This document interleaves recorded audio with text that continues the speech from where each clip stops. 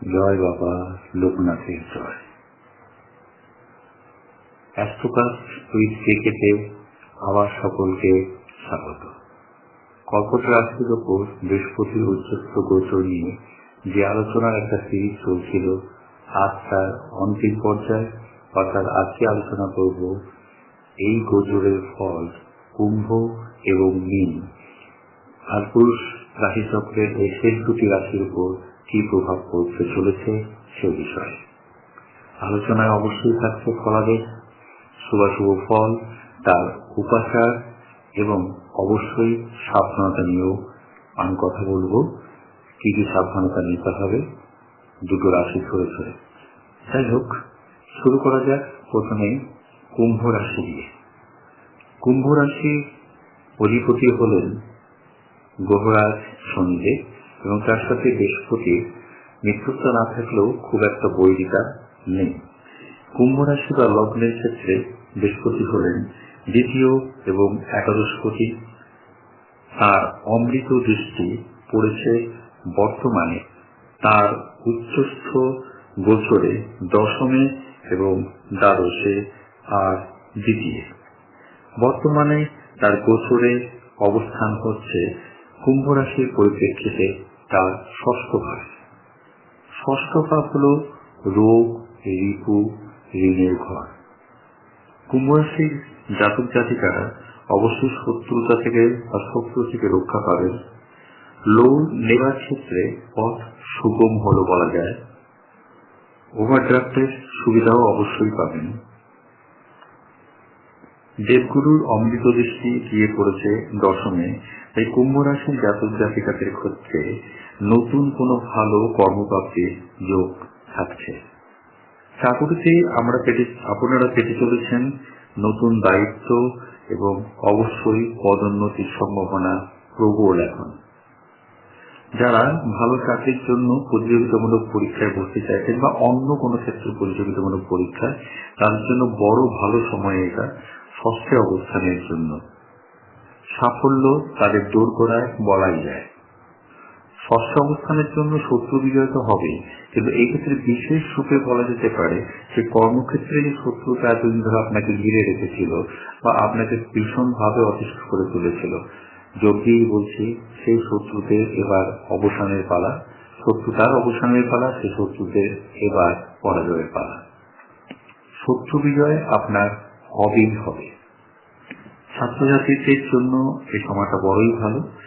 উচ্চশিক্ষার ক্ষেত্রে আরো এগিয়ে যাবার সুযোগ থাকছে এবং যারা গবেষণা নিয়ে আসো তাদের জন্য বড় ভালো সময়।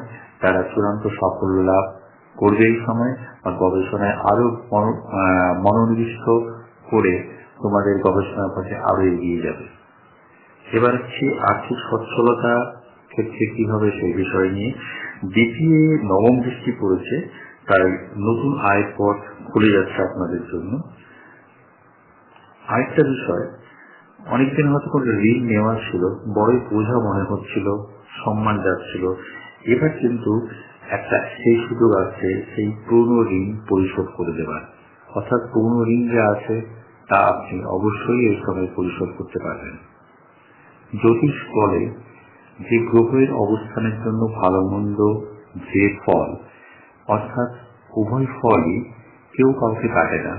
ভালো ফলও যেমন পাওয়া যায় এবং মন্দের ক্ষেত্রে যেটা রয়েছে সেই ফলও কিন্তু প্রাপ্ত হবে। এবার সেই প্রসঙ্গে চলে আসি, কি কি সাবধানতা আমি নেব। লিভার সংক্রান্ত রোগের উপসর্গ দেখা দিলে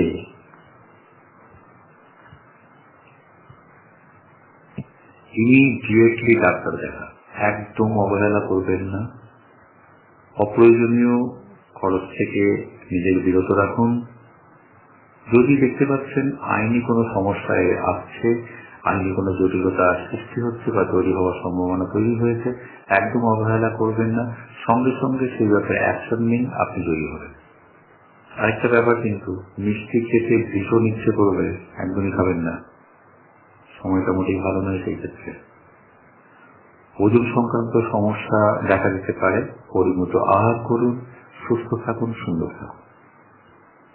এবার আসা যাক উপাচারের কথায়, অর্থাৎ কি কি উপাচার করলে আমরা ভালো থাকবো যারা কুম্ভ রাশির জাতক জাতিকা তারা কি কি উপাচার করলে ভালো থাকবো এবং এই বিশেষ যে দেবগুরুর যে অবস্থান উচ্চস্থ অবস্থানে গোচরে তার প্রকৃষ্ট শুভ ফল লাভ করতে পারবো। যে উপাচারগুলো বলছি ভীষণ ভীষণ ভালোভাবে কাজ করে, 100% কাজ করে, তাই এর প্রতি অবশ্যই নিবেশ করবেন। প্রথমত বলবো প্রতি বৃহস্পতিবার ভগবান বিষ্ণুর পুজো করুন। বৃহস্পতির মন্ত্র 108 বার জপ করুন। শিক্ষক এবং বয়োজ্যেষ্ঠদের সম্মান করুন, শ্রদ্ধা করুন। পরিশেষে কুম্ভ রাশির জাতক জাতিকাদের জন্য আমার শুভেচ্ছা রইল। বাবা লোকনাথের কাছে প্রার্থনা করি আপনাদের জীবন সুন্দর হোক এবং এই গোচরে আপনারা অনেক শুভ ফল লাভ করুন। আপনাদের যে লক্ষ্য জীবনে তাকে এগিয়ে চলুন। ভালো থাকুন। এবার আসা যাক কালপুরুষের শেষ রাশি মীন রাশির ক্ষেত্রে, অর্থাৎ মীন রাশি বা লগ্নের জাতক জাতিকাদের ক্ষেত্রে এই বৃহস্পতির কর্কটের উচ্চস্থ গোচর কি শুভ ফল এনে দিচ্ছে সেদিকে আমরা দৃষ্টিপাত করার চেষ্টা করি। প্রথমে প্রাসঙ্গিক ব্যাপারগুলো বুঝে নেওয়ার চেষ্টা করি। মীন রাশির অধিপতি হলেন স্বয়ং বৃহস্পতি, অর্থাৎ মীন রাশির অধিপতি বৃহস্পতি এবং তার এই ক্ষেত্রে বৃহস্পতি হলেন লগ্নপতি এবং দশমপতি। আর বৃহস্পতি অমৃত দৃষ্টি পড়ছে গিয়ে নবমে এবং একাদশে, আর তার সাথে সাথে লগ্নে। যদিও মীন রাশির ক্ষেত্রে এই সময়ে গ্রহরাজ মীন রাশিতে অবস্থান করছেন, তবুও বলা যেতে পারে বৃহস্পতির এই গোচর মীন রাশির জন্য অনেক শুভ ফল নিয়ে আসবে। বিশেষ করে উচ্চশিক্ষার ক্ষেত্রে এই গোচর অসাধারণ শুভ ফল নিয়ে আসছে, সন্দেহ নেই।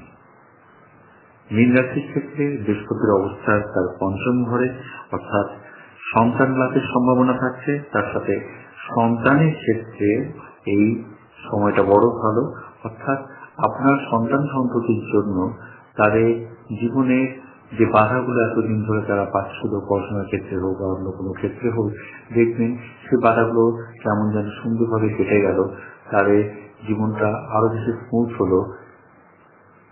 শিক্ষার ক্ষেত্রে নতুন সুযোগ পেতে আরম্ভ করলো, ভালো প্রতিষ্ঠানে ভর্তি হওয়ার সুযোগ পেল, এগুলো দেখা যাবে। বৃহস্পতি পঞ্চমে অবস্থানের জন্য প্রেম প্রীতির ক্ষেত্র অনুকূল বলা যায়। আর যারা জ্যোতিষ চর্চা করেন আমার মতোই আর কি, তাদের জন্য বড় ভালো সময় এটা। বৃহস্পতির অমৃত দৃষ্টি লগ্নে গিয়ে পড়েছে, সুতরাং নিঃসন্দেহে এই দৃষ্টি আপনার শরীর স্বাস্থ্যকে অনেক কিছু সুরক্ষিত রাখতে ভালো রাখবে।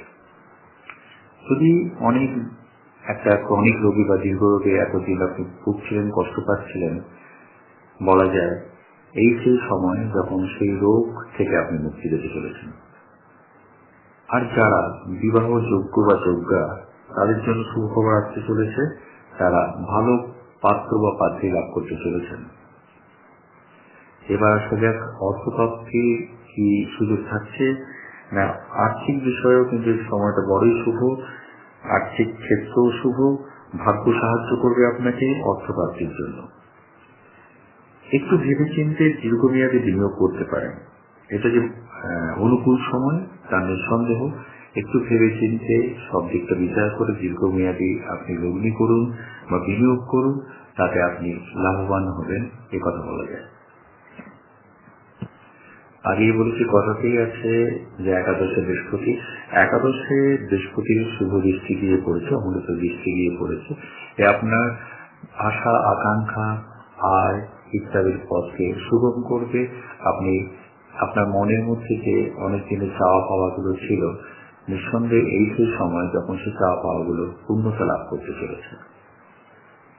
ওই যে বললাম শুভাশুভ ফল দুটোই আছে, তাই সাবধানতা আমাদের নিতেই হচ্ছে। কি কি সাবধানতা নেব? প্রথমত ঝুঁকিপূর্ণ বিনিয়োগ থেকে সতর্ক থাকতে হবে। পরবর্তী ক্ষেত্রে 2 নম্বরে বলা যেতে পারে যে প্রেমের ক্ষেত্রে একটু প্র্যাকটিক্যাল হন, আবেগপ্রবণ বেশি হবেন না, তাহলে ঠকতে পারেন, কষ্ট পেতে পারেন। মিষ্টি জাতীয় খাবার এড়িয়ে চলুন, পরিমিত আহার করুন, নাহলে কিন্তু হজমের সমস্যায় পড়তে পারেন এবং যা কিন্তু খুব একটা সুখকর হবে না।